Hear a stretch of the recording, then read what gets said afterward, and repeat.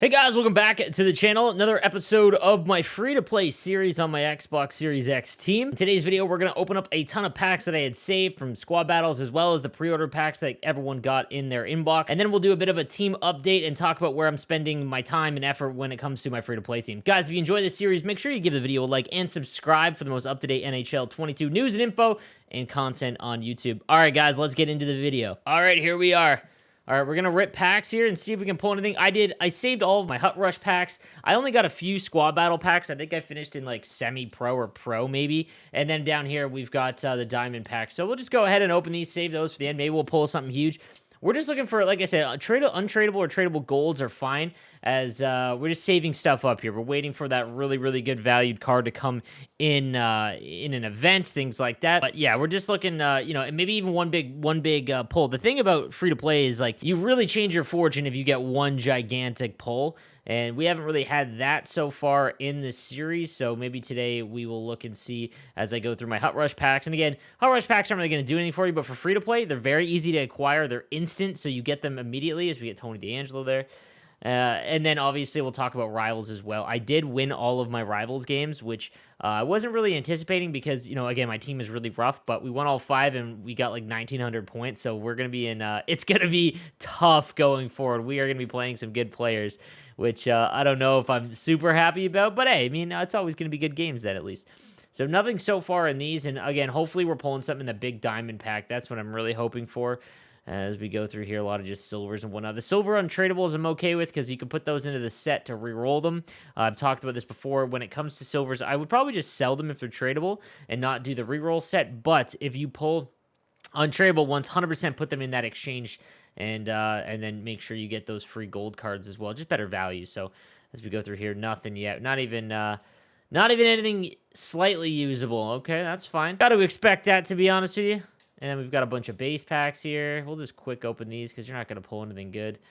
And no dots in here. Here, we'll take a look at the auction house too. As like I said, there's some things that I want you guys to focus on. Jonathan Marchessault. And okay. All right, so we got a couple golds there. All right, we're praying for anything. Maybe a master set would be gigantic. A master set player would be huge because then we can sell it for a lot. Jonathan Quick, that's disturbing. I don't want him. All right, Oscar Klefbom and Ethan Bear. We're not taking Jonathan Quick because I can't stand him. So, all right, next round.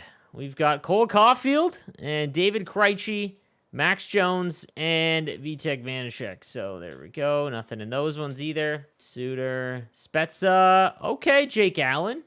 Okay, maybe our new goalie. I don't think he's not going to replace Kemper. Kemper's been too good for us. And Bonino. So we'll take Allen and we'll take Bonino. Okay, we're almost done here. This is round 4. Antti Ranta, Craig Smith, Jordan Eberle, and Anton Udobin. Nope. All right, last one. Let's go. Come on. Give me a big pull. Halak, Dadnov, Sagan. Okay. And, all right, Philip Deneau. Okay, Sagan might actually make the team. We'll have to take a look here. And Andrew Kopp. Troy Terry. Oh, Troy Terry's on the squad already. He's been great for us so far. That's funny. We get him. Maybe we'll upgrade the cards that we've got. We need a new Victor Olofsson. All right, Casey Smith, Jake Muzzin. No, that's it.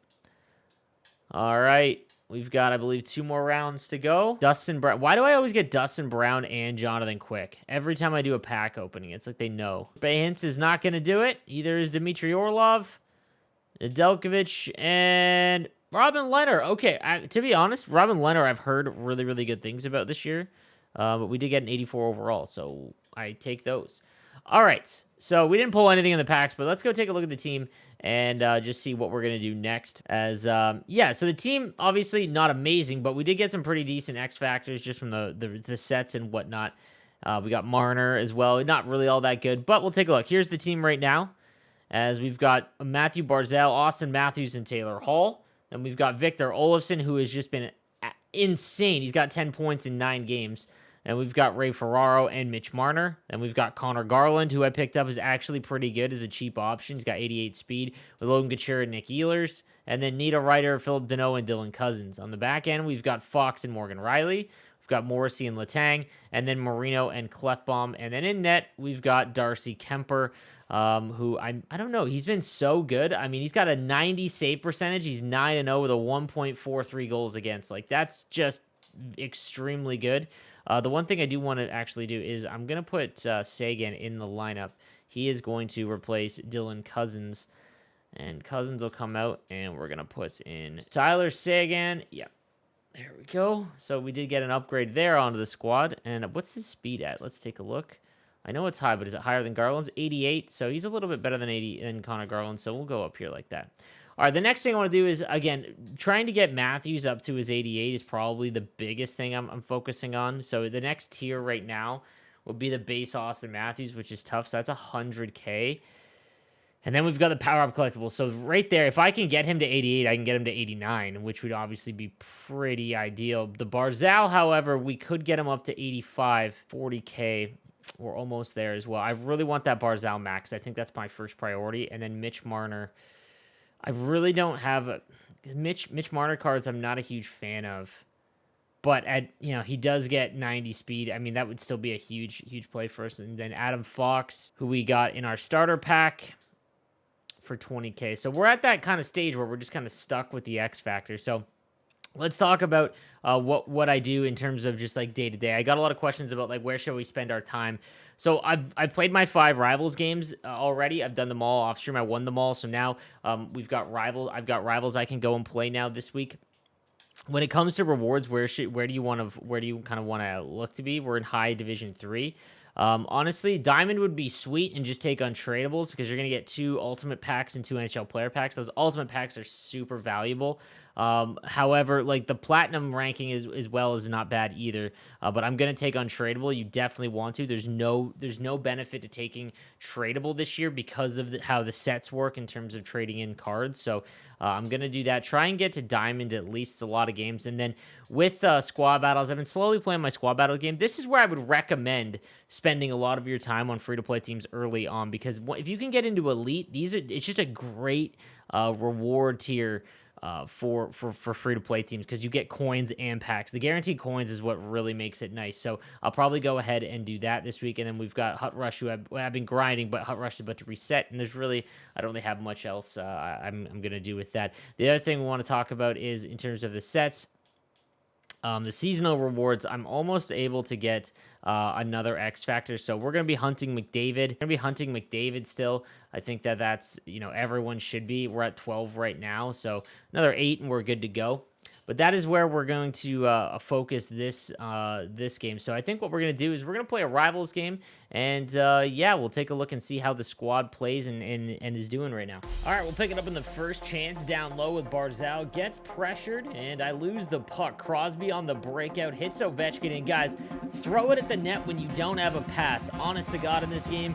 As one of the uglier ones I've seen. But like I said, when it comes to NHL 22, there is a big focus on trying to set up these perfect passes or get down low. More often than not, if you just fire it low for the pads, you can just create havoc. I don't know what it is about 22 specifically, but yeah, awful one to start with here for sure. Later on in the first, I tried the exact same thing. Just looking for a shot on goal for a rebound, just barely missing in this case. Pick it up in the second period, cycling down low. Garland just fires one at the net. And yeah, like I said, in this game, you just want to fire it low if you don't really have anything open.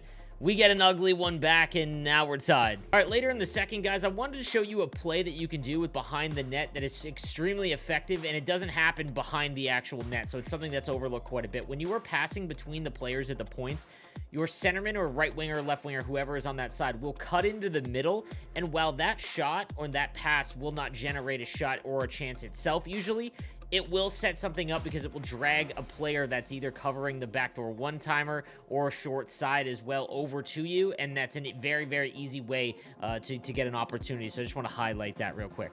Now into the third period, still tied at 1 on the penalty kill, and a huge save by Kemper. This base Kemper has been wild for me, and that turns out to be huge because moments later, a battle down low in the corner, and I get it out in front with Barzal. It's kind of a muff shot, and Taylor Hall is able to just steal it and send it home. So big swing there in the game. However, later in the third period, off of the face-off, I lose the draw and actually have a phenomenal block with Morgan Riley. Goes back to the point, but I think he's going to go for the one-timer. He doesn't, and I pull my guy way out of position. I made a guessed wrong, and now we're tied at 2. And then things go from bad to worse. Off the face-off, I have a horrible break-in with Marino, so there's no defenseman back, and he's able to fire it over, and I knock it in off my own guy. And that's an unfortunate turn of events, as now we're down by 1 in the third as Jari Kurri buries that one on an ugly goal. Hold the phone, 7:40 remaining in the third, and we get a power play to try and tie things up late. Well, guys, when you've got X factors, you might as well use them.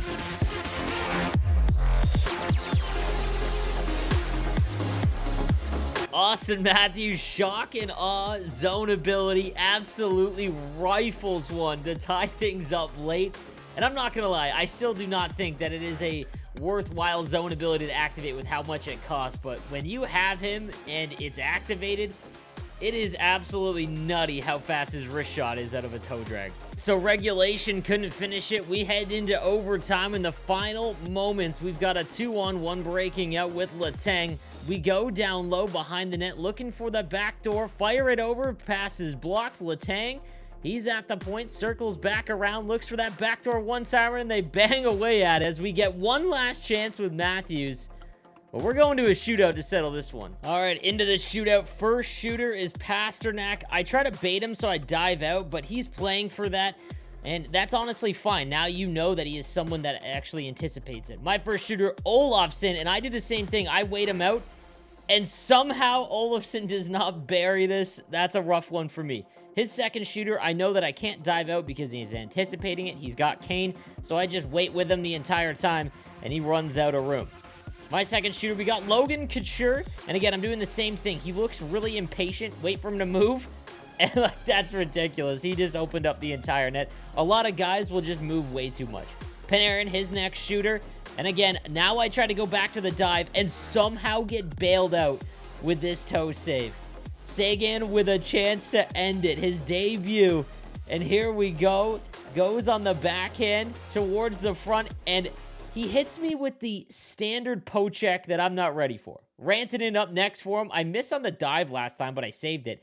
And I'm able to stop it by just waiting it out. Again, he's got 2 different ways to score, and it's easy to kind of determine that.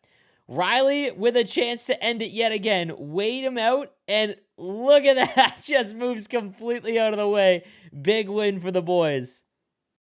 All right, so a big win there in the shootout. Got a little scary there, but nonetheless, let's take a look at his team. He had Curry, Base Eichel, Ovechkin, Patrick Kane, Roman Josi. He's got Sidney Crosby's X Factor, Victor Hedman, his master set, Steven Stamkos, Pietrangelo X Factor, John Carlson X Factor, pretty good defense. Mark Scheifele, Rantanen's X Factor, Barzal, Shabbat, David Pastrnak, Panarin, Trottier, and he's got Makar's X Factor as well. In net, he was rocking the base Robin Leonard. We'll take a look. So not a bad squadron at all. Happy we were able to get the win there in the shootout, and we're off and running in Rivals this week. And so we did get some packs here. We'll rip these. Not going to have much in them. And then I want to talk a little bit about the market. We'll just fast open these. Yeah, nothing there. Oh, Cameron Butler from the Ice Dogs. Nice. No problem with that. And yeah, Hal Gill will take the... Oh, Philip Forsberg. Nice. Yeah, we'll take Philip Forsberg. So what I want to talk about real quick is just the market and what to do with the free-to-play team. So I've saved up about 30,000 coins. What you want to do is try to get to like 50 or even 100. And it's been really easy to invest this year specifically. So this is being recorded on Thursday. So Wednesday just happened in terms of the Rivals rewards all being out. And what we're looking for are 80 overalls. If you've seen my other videos, 80 to 82 specifically. On PlayStation 5, there's just a lot more players, so it's a little bit cheaper. But we'll take a look at what they're going for on Xbox. And yeah, they're well under 1,200. Now, the reason why I think that these are good buys is that once the events come out, none going for 1,000 right now. Once events come out, you can go ahead and flip these for about 12 to 1,300. They're not going to get a lot, but it's how you slowly start building up your coin bank. So we'll look at 83s because those are there's a little bit more of a margin there.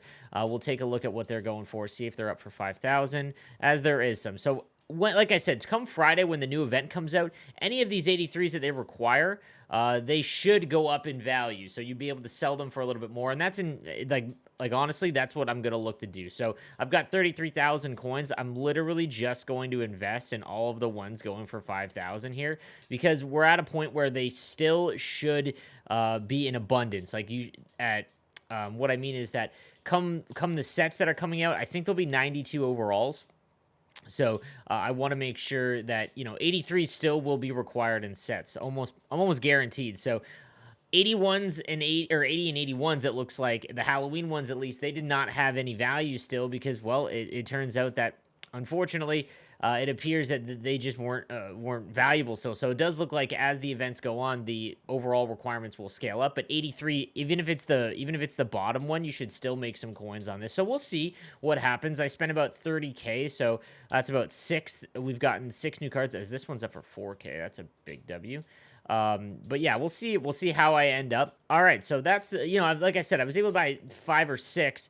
And once the event comes out, I'm just going to flip them for a little bit more and see if I can't make some profit, guys. There's nothing that you can really do. It's like 30K, you could definitely get a player to improve your team. But when there's a new event launching, that is when the market goes absolutely bonkers because everyone starts to try and make all of those cards. So really, I could go out and buy like, a Quinn Hughes base card and improve the team a little bit. But in all honesty, I just want to kind of make some coins this week. So if I can get up to like 50 or 60, then we're a little bit better. We're in a bit, better position here going into the next week. And then, like I said, guys, what you want to do next Wednesday when the event is in its first week, that's when you want to buy your players because there won't be new master sets. So the market won't go as insane. It'll balance out eventually.